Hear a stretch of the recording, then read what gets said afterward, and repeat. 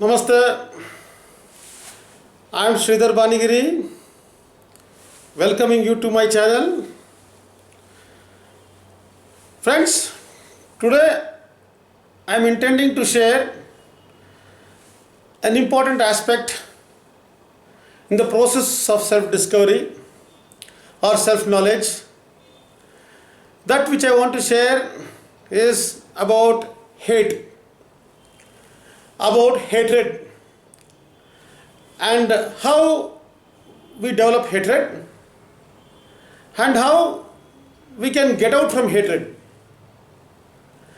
This is what I want to share with you today. I want to emphasize and be very clear, whatever I am sharing is my personal experience, the experiences I underwent in this life, the experiences I felt I want to share. When I am sharing these experiences, I encourage all my viewers to be along with me or to be with me and to look inside themselves. Or when we look into ourselves, there are so many things which open up. In this process or this series of videos which I am making is what I call as self-knowledge, or the supreme knowledge, what we call the self-knowledge series. And all my learnings, all my understandings is my personal experiences based on the teachings of His Holiness Bagwan Paramahamasa Nithyananda. I have taken many advices or many information, whatever I have obtained or whatever knowledge I have gained is by listening to his videos, that is what we call satsangs or spiritual discourses, and also me attending a 21-day program, being in the breathing space of His Holiness Paramahamsa Bagwan Paramahamasa Nithyananda. The experiences of whatever I am sharing definitely will be of interest to each one of you. I believe that. Now let us look in what is the only instrument we are having to look into ourselves. You means it implies you, also implies me. When I refer you, it is you and also me. I address myself also as you. Now I told we will discuss about hatred, how hatred develops. How to get out of hatred also, my experiences I will share. For this, again, I would like to emphasize, there are different aspects of you. Very clearly, these aspects can be divided into four different segments of you. The first is the inner image. The inner image, what we carry. The next aspect of you is the outer image. The outer image that we'll be projecting ourselves to others. And there's others' image, what people have opinions about us. Whatever people have opinion about us, we can call that others' image. And lastly, life image. Life image is what are the opinions or what are the ideas that we have about life. All these four aspects, in Sanskrit it is said it is mamakara, inner image, ahamkara, outer image, anyakara, others image, swa-anyakara, the life image.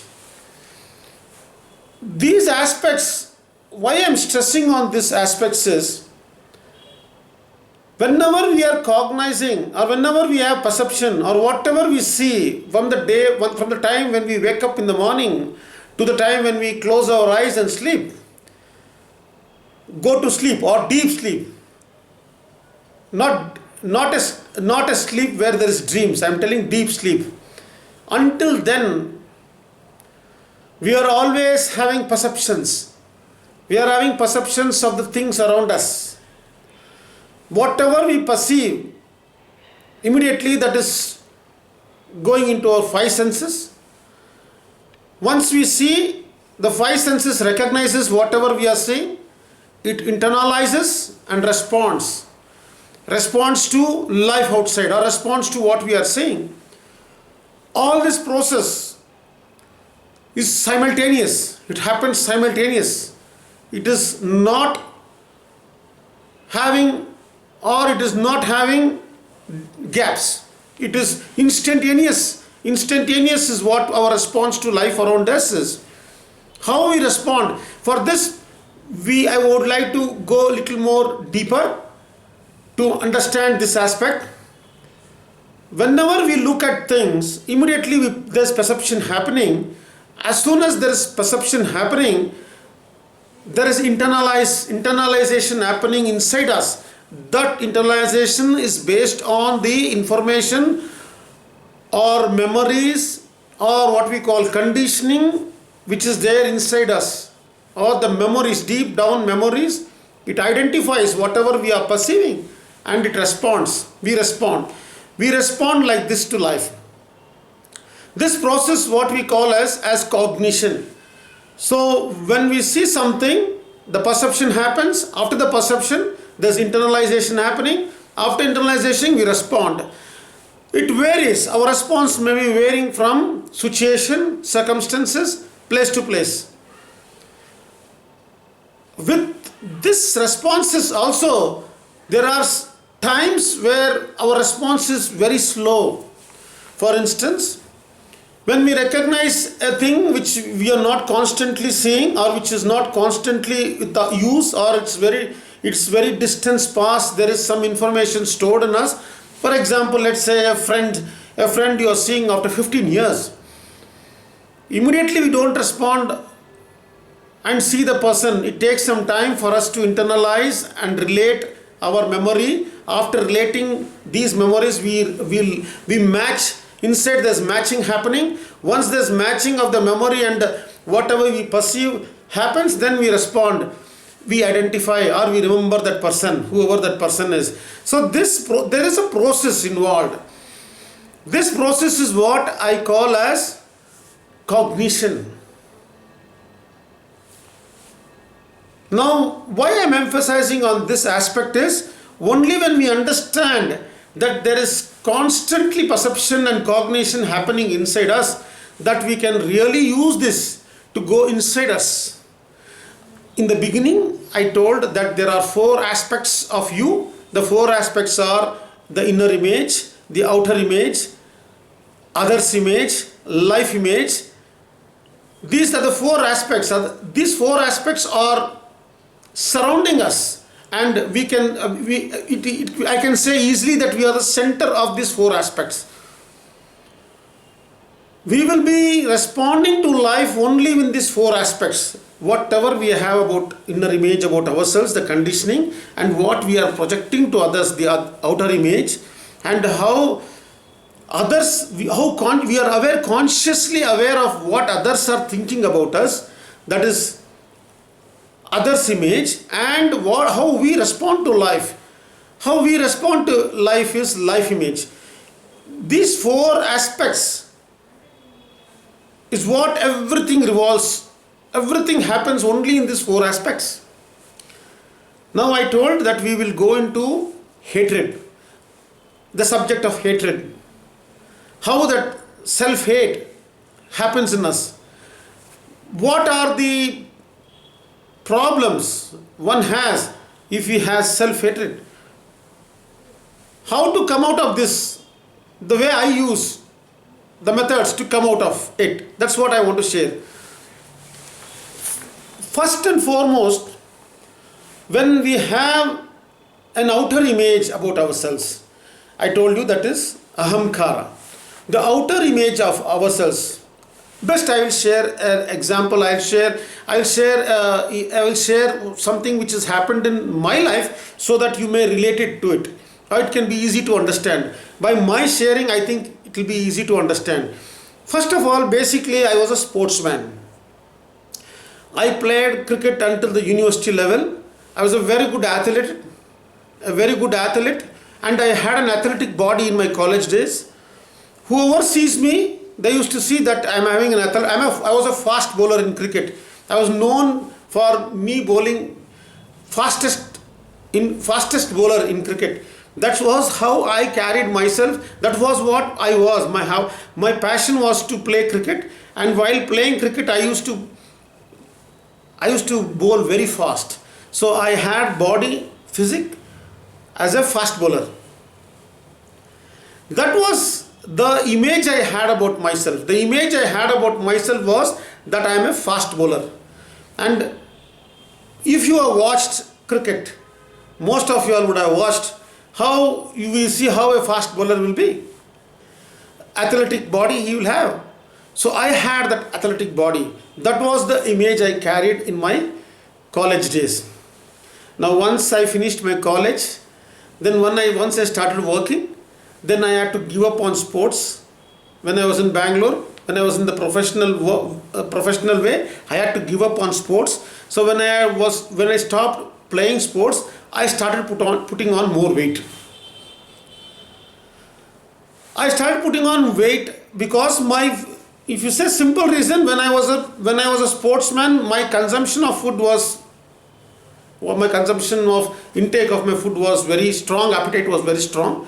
But after I stopped playing, my appetite was the same. It never changed. So as usual, the appetite was there. So I started having food the way I used to have when I was a cricketer.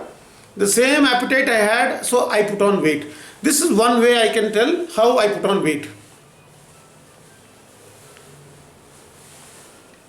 Now it is summers. Summers have started in Bangalore. That's why even there's a fan. When the fan going on, you feel that warmness from you, or you sweat. You tend to sweat.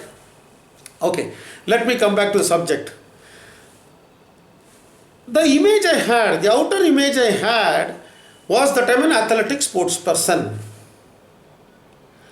That was the image I had. So I told you everything we cognize is based on our inner cognition or inner conditioning. So I had that I was a sports person. So that was the conditioning had developed inside myself, and the image I had was that I am an athletic person, athletic sports person. Having this as an image, I was not able to accept the weight gain I had. The weight gain was happening in me. I was not accepting this.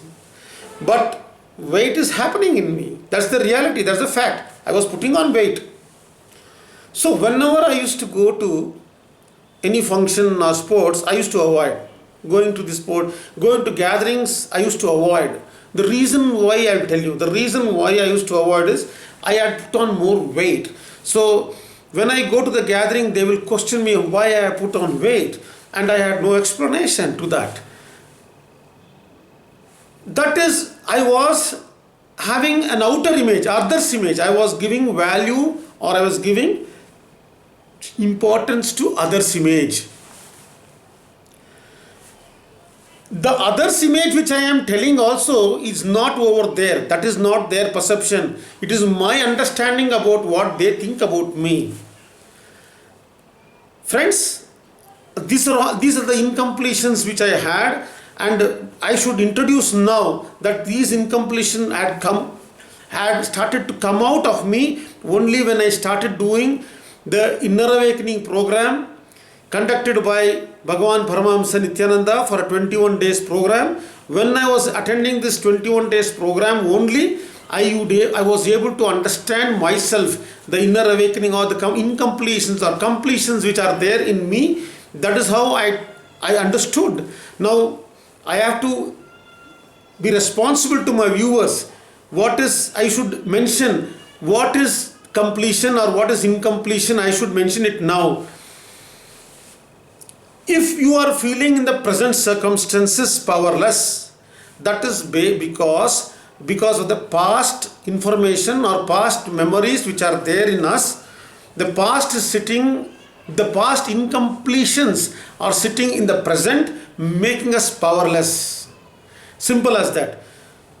When I was telling I was a sportsman, the past information or image about me was that I am an athletic sports person. I am not complete about that. So when in the present, that the past is sitting in the present what right now I am a hefty personality, I have put on more weight, my movement is restricted, not like the sports person.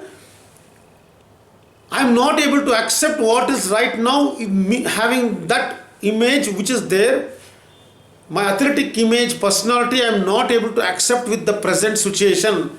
That is what I mean to say incompletion.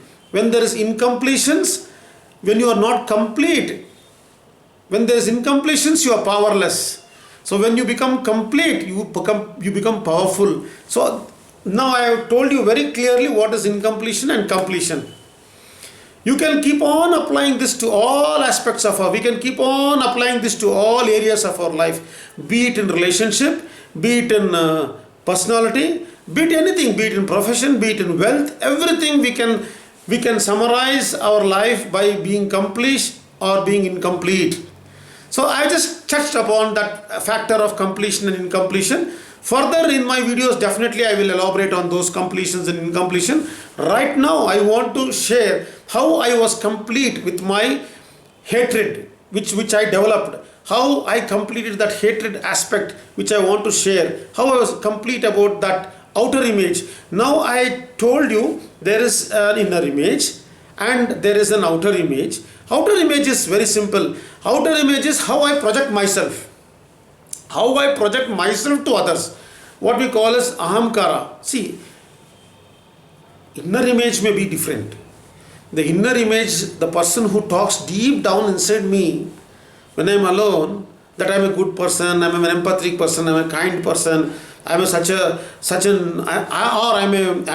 crooked man. All those inner thoughts which I have or one has inside themselves is what makes their inner image. That inner image, we would not be projecting it outside. We will have our outer image as different. That's a different aspect or different dimension of our life. That is why I am telling you are not, you have all these images around you, inner image, outer image, others image and life image. In the center of that we are there. And this inner image, outer image, life image and others image is constantly happening now. It is happening now in the present situation and present circumstances. Whatever we see, based on that it responds. Now as I was telling you, my outer image of projection, my outer image which I project to others is different.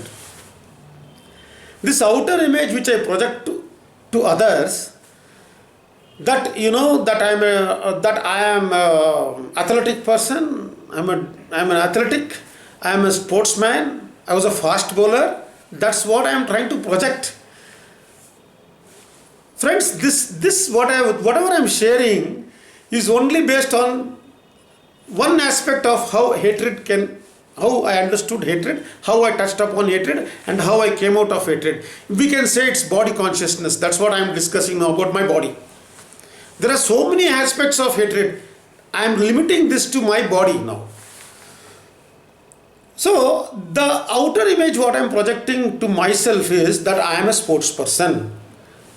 But what is the others image? Others image is whenever I go out, whenever people see me, they see my huge personality and they feel amazed or they feel there is something not a normal here. He seems to be a very huge person. That's what they see in me. When they see that outer image, when I show up, the others image is very clear. The others image is that I am a huge personality. They may have not even thought about it. But me, I am thinking about them, that they are thinking like this. I am responsible for that. That realization, I only got that realization when I did my inner awakening program. That realization that others' image is also my image. But I am thinking that, they have, whenever I go out, they may be looking at me in a surprise mode. Maybe 1 second or few seconds they may look. Once they are reached, it's normal. But I am constantly analyzing what they think about me. That is others' image. I am taking responsibility to others' image. I am thinking what they are thinking about me. So when they see me, there's a huge personality. When the outer image I am projecting, that I am a sportsman, there is a gap between what my inner image is and what others' image is. This gap of what I am carrying, the inner image and others' image, the outer image and outer image which I am projecting, and others' image about me, there's a gap. There's a very clear gap. This gap only leads to hatred, self-hatred.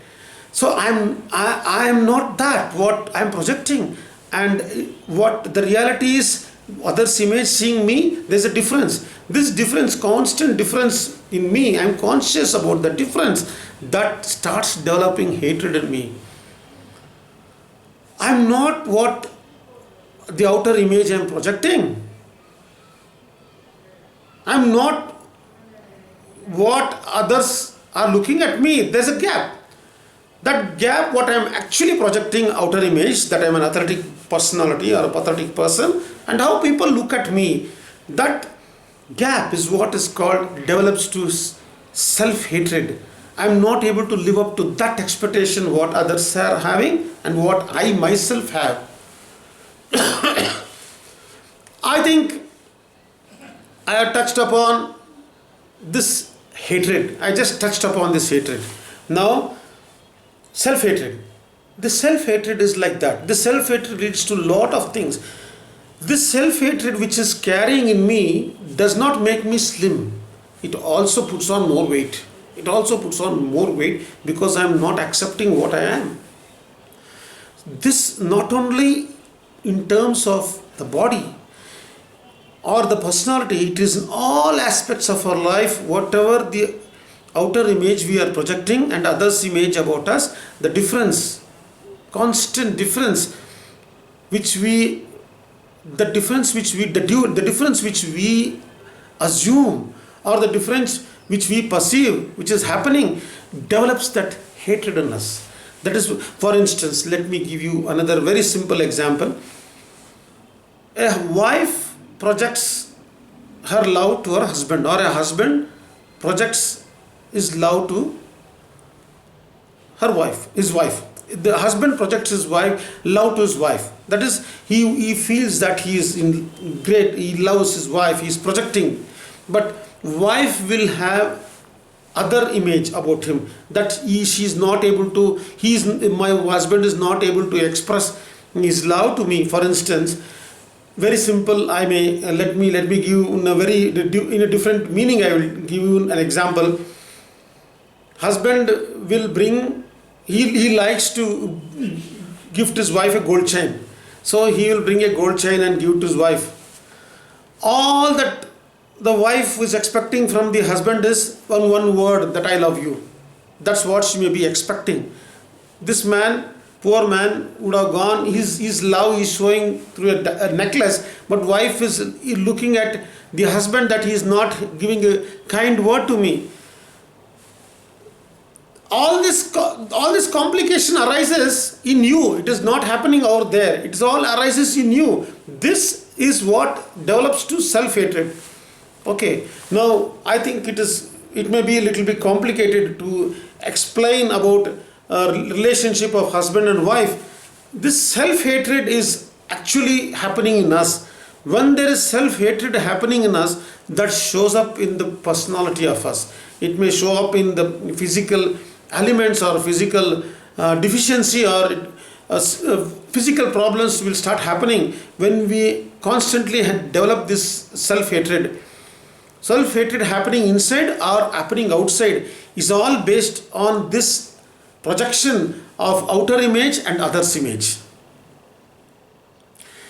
This I wanted to share. Now, I will have to share how I came out of this constantly, how I was able to come out of this. When I say now, if I say that in the morning when I'm getting up, earlier I used to feel fatigued. I used to feel life is boring or life is tired. I used to feel stress on me when I'm getting up. But now I'm able to get up like spring in my legs. I'm able to get up like that. There's no more tiredness or go down. I'm so energetic. That's the transformation. Why the transformation happened, how the transformation happened, I will share with you so that you may get to the idea of how this transformation happens. See, when I started looking into myself and started doing completion process, many aspects of me, my cognitions or my understanding about life started changing. So once cognition can be changed, this is one aspect I want to share. Whatever is there information stored in us, we can change that according to the way we want. That is, cognition can be changed. So this completion happens. When completion happens, your cognition shifts or your cognition changes. Completion is a process where Bagwan Paramahamasa Nithyananda very clearly says the techniques what he gets or what he shares is from Vijnana Bhairava Tantra, where in this process of completion process where one goes back to the events or circumstances where certain incompletion is crept in us, there we go back and relive. Once we start reliving those incidents, that incompletions will leave out of us. Now as I was telling you, I will share one story. The story is, by story I think understanding will be more easier. Before telling this story, I want to share what difference has happened in me, how I have changed myself after doing this inner awakening program. I am no more conscious about my weight. I am having total freedom about my weight. As I was telling you, when I go out, I used to see people and I imagine what they are thinking about me. They have rights to think whatever they want. But I am like this. I accepted myself the way I am. So once I started accepting myself, the incompletions, the completions started happening. Accepting myself is the way I am. The way I am, what actions I should do to do that, to see that I live happily and healthily. That's what I have, that is the action I had to take. The self-hatred in me had developed so much about me that I had started developing what you call a lot of tiredness and fatigue about myself. Even my blood reports, it used to say platelets are lesser, count was lesser, and I used to feel a lot of fatigue happening in me. All this transformed when I attended this inner awakening program. The report shows that I am more energetic, I do not have any fatigue, and I can have energy levels as high from the morning. I can maintain the high energy levels. Even late evening I can maintain these energy levels. The transformation has happened because the completion process which has underwent inside me. One example I want to give, how this process is I want to share. For instance, I had an habit of taking hot water bath every morning. After doing this process, after undergoing this inner awakening program, after the process I decided to take cold water bath. So whether I take cold water or hot water, it doesn't matter now for me, because there's no body sensation or I'm not body conscious about it. My body consciousness is not there. I feel that hot water or cold water doesn't matter for me. That is one transformation which I want to share. Okay, now I told there is a story which I want to share. What that story is and how that story I was mentioning about a story that I will share. The story goes like this.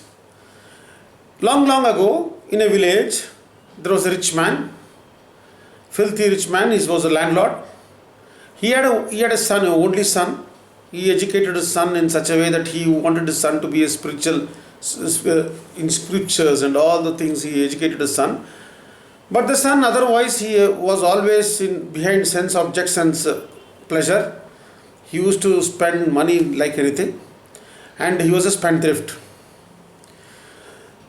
His son had an affair with a prostitute, And every day he never wanted to miss one single day being with her. Even the elders or everybody was advising him not to go to her. He was very much fond of her and very much attracted or attached to her. So not in one single day he missed going to that lady's house. One fine day, his father died. So after his father's death, there was the process of rituals were there, and even on the rituals day, he wanted to go to see the prostitute. He wanted to go to her house. So he was in a hurry to finish all the procedures, so that he will go and spend some time with her. And that day it was a huge thunderstorm was there, rain was there. So he had to go to her place. He had to cross a river and then go to that next village where she lived. Each day he used to go to near the river side, and he used to engage a ferryman and pass the other side of the river to be with his attached lady who he was very much attached. So that day there was a huge rain, and he wanted to go there. And when he came and he inquired about the ferryman to take him the other side, nobody dared to come because it was raining and the river was flooding. They told, no, we will not be able to go that side because of heavy rains. This landlord's son, he somehow wanted to go there. So he just caught hold of a log and he jumped into the river and he crossed the river. It was pitch dark. He went the other side of the river. Then he went near the house of the lady. When he went there, he had told that that day was rituals and he will not be coming to her, and she had actually locked the door and she had slept. She was on the first floor. So he shouted, yelled at her, called her name. She never woke up. He was so much eager to see her and be with her. So he just thought of climbing on the first floor. He was searching for something to go on the first floor. He found a rope. He caught hold of the rope and he went to the first floor. And it was a pitch dark and there was rains, thunderstorms. Even he never bothered about anything. He wanted to be with her. So he caught hold of the rope and he went to the first floor. There he went and knocked the door, and the lady was surprised. Seeing him, she was astonished. She told, how did you come here at this hour? You told that you will not be coming and you have made it at this time with this weather conditions. How did you manage to come here? She was so much astonished seeing him. He at that time, at the night of the pitch, it was midnight, he has come all the way. Seeing that, she was surprised. How did you make it? Because it was raining so much. How did you make it? He told, proudly, I came climbing this rope. With excitement and enthusiasm, he brought her and he showed her the place how he climbed, and he showed the rope. For his surprise, that was not a rope, it was a snake, it was a cobra. He had caught hold of the cobra and he had climbed, thinking that it was a rope. The lady was astonished. Then how did you cross the river? She asked him. He told, come, I will show you. And he took her to the river bed. And when he saw there, he told he caught hold of this log and he came, and that was not a log, it was a dead body. It was a corpse. She was surprised seeing him, and he was also surprised. How did I come holding this, thinking that it was a log, I crossed this river. And seeing that it's a rope, he has caught hold of a snake and he has climbed to the first floor. This lady was amazed, and she told him one thing, that which you are having, what is there in me? What is there in this body so much that you have taken such a huge risk to come and meet me and see me? Anywhere you are coming every day, but what was that which made you to come at this situation also, this circumstances also? She questioned him deeply, and she told him, if you have the same desire to see me, the same desire, if you look within and find out the divinity in you, you will find God. So he was taken back by her words, and instead of going home, he went straight, continued the path of spirituality. And this story is very famous. This story is real. This story is this happened. The person who I am mentioning is Bilvamangala, the sage. Bilvamangala sage was a great devotee of Lord Krishna, and that woman was, her name was Chintamani. Why I am sharing this story in this situation? Why I am sharing this story is, if one loses body consciousness, if one goes beyond body consciousness, how to go beyond body consciousness? If one starts looking within, themselves, definitely they will go beyond body consciousness. That's what happened to me by looking constantly in this inner awakening process. In the inner awakening process, after attending the inner awakening process, the body consciousness is very high for me. I am going beyond body consciousness. Because of looking within myself, I am able to go beyond body consciousness. This is what I wanted to share. By looking within ourselves, you go beyond body consciousness. And the story is very much related, because once you have that intensity to look within ourselves, to know how we react to the circumstances and situations, how the projected things around us, how this inner, outer, others' life image, how this projected images, and we being the center, you being the center, with all this projection, how we interact, how we cognize, how we react to the world. Once we use the same technique to see inside us, look within us, definitely we'll go beyond body consciousness. That's how I'm experiencing, or that's how I'm not feeling whether it's a cold water or hot water. I'm no more concerned about the body consciousness. The concern I had about my body earlier, the so much conscious and aware of my body I have just come out of that. That's what I wanted to share. Friends, this sharing, I'm sure it would have touched some points in you. If you can reflect back on this deeply. To know further or to understand more about what this whole inner science is, or understanding our self-knowledge, I strongly recommend each of my viewers to visit the links which I am sharing. You can also comment. I will respond. If you can share, I recommend you all to please like and share this video, so that others also will have an opportunity to look at this video. The links which I am sharing will give details about inner awakening program conducted by Bagwan Paramahamasa Nithyananda and the activities what the Biddi Adinam has. So do visit the site, and I am sure you will also touch upon many truths which will give you a lot of freedom in life. Saying this, I conclude this video. Nithyanandam.